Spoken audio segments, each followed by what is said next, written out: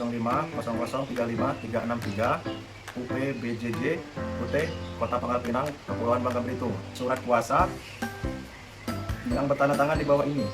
Nama Ayam, umur 23 tahun, pekerjaan mahasiswa, alamat Jalan Pahlawan nomor 10, Bandar Lampung. Selanjutnya disebut sebagai pemberi kuasa, dalam hal ini memilih kedudukan hukum di kantor kuasanya tersebut di bawah ini.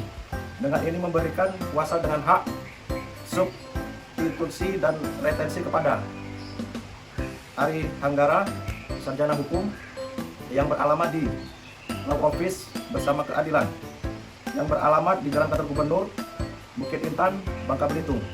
Nomor handphone 0511 12345, HP 0812 34567899.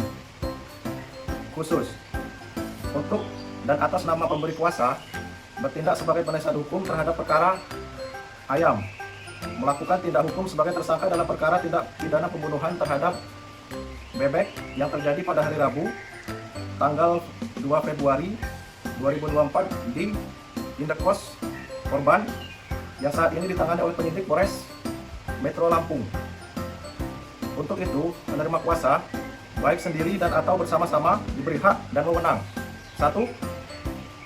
Untuk atas nama pemberi kuasa mendampingi pemberi kuasa dalam seluruh tahapan pemeriksaan di tingkat penyidikan, penuntutan, dan persidangan.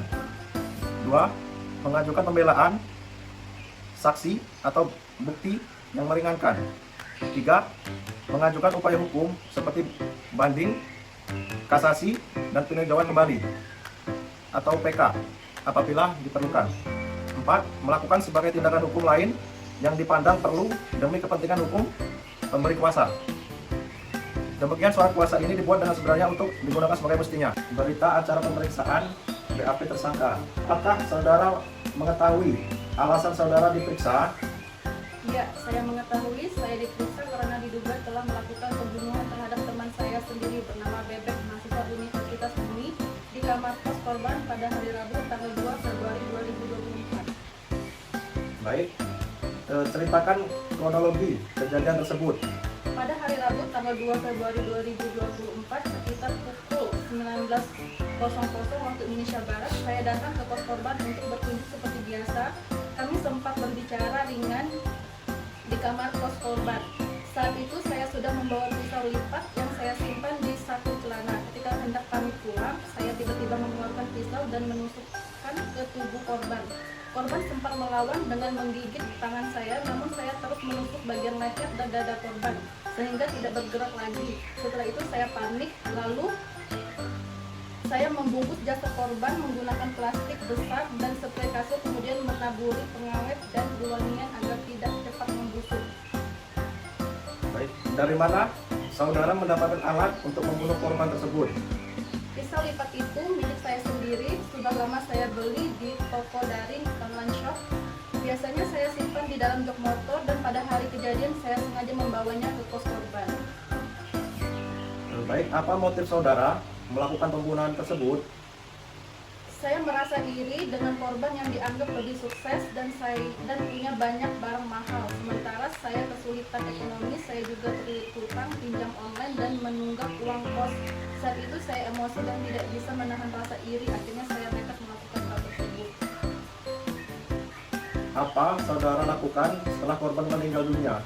Setelah korban meninggal, saya membersihkan darah yang tercecer di lantai kamar, lalu saya membungkus jasad korban dengan plastik besar dan spray. Saya menaburi jasad dengan pengawet dan wangian supaya tidak cepat tercium bau busuk. Setelah itu, saya mengambil beberapa barang milik korban seperti laptop, dompet, dan ponsel. Kemudian saya tinggalkan kos sekitar pukul 10 malam. Barang apa saja yang saudara ambil dari korban? Saya mengambil laptop, MacBook, dompet berisi uang, dan kartu identitas, serta ponsel milik korban. Barang-barang itu saya rencanakan untuk dijual agar bisa melunasi sebagian hutang saya. Apakah ada orang lain yang membantu saudara dalam melakukan perbuatan tersebut? Tidak ada, saya melakukan semuanya sendiri tanpa bantuan orang lain. Dari mana saudara mendapat ide melakukan perbuatan ini?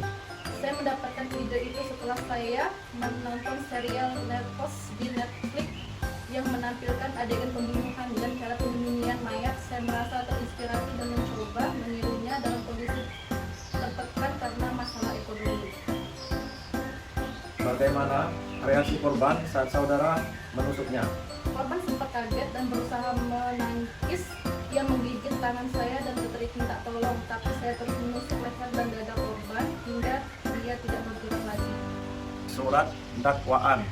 Perbuatan yang didakwaan bahwa terdakwa Ayam pada hari Rabu tanggal 2 Februari 2024 sekitar pukul 19.00 waktu Indonesia Barat bertempat di kos korban yang beralamat di Jalan Dahdia nomor 12, Kota Bandar Lampung, telah dengan sengaja dengan rencana terlebih dahulu menghilangkan nyawa orang lain, yakni korban bernama Bebek, mahasiswa Universitas Bumi.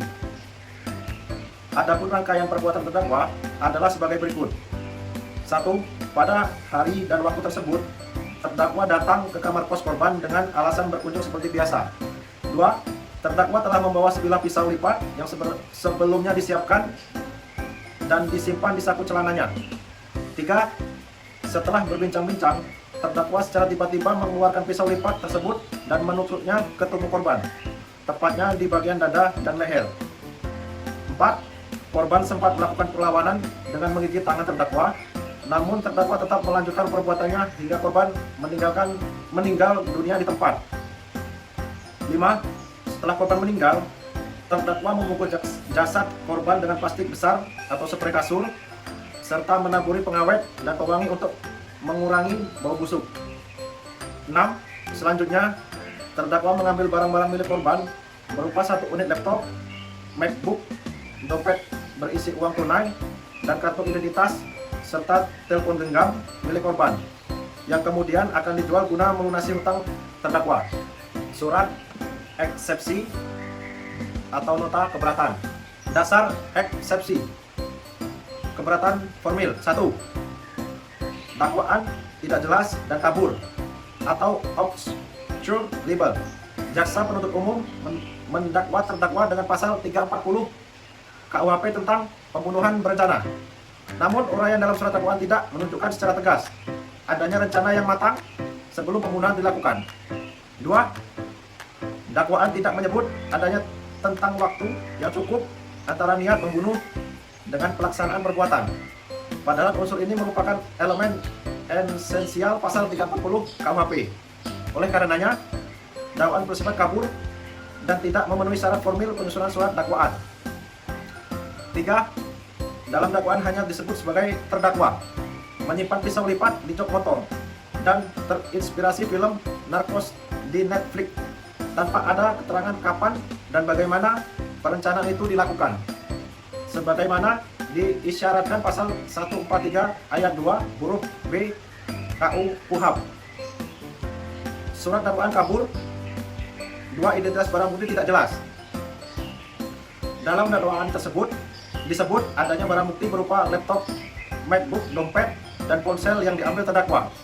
Namun, jaksa tidak menjelaskan apakah perbuatan tersebut merupakan unsur pencurian pasal 362 KUHP, unsur perampokan pasal 365 KUHP, atau sekedar perbuatan setelah pembunuhan. B. Keberatan material. 1. Unsur dengan rencana lebih dahulu pasal 340 KUHP tidak terpenuhi. Berdasarkan fakta dalam surat dakwaan, terdakwa tidak merencanakan secara matang pembunuhan tersebut. Perbuatan terjadi spontan setelah terjadi obrolan di kamar korban dan saat terdakwa hendak pulang.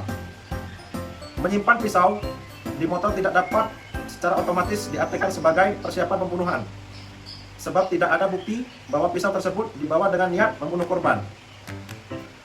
Tidak terdapat jeda waktu yang cukup antara niat membunuh dengan pelaksanaan perbuatan sebagaimana dimaksud dalam unsur dengan rencana lebih dahulu.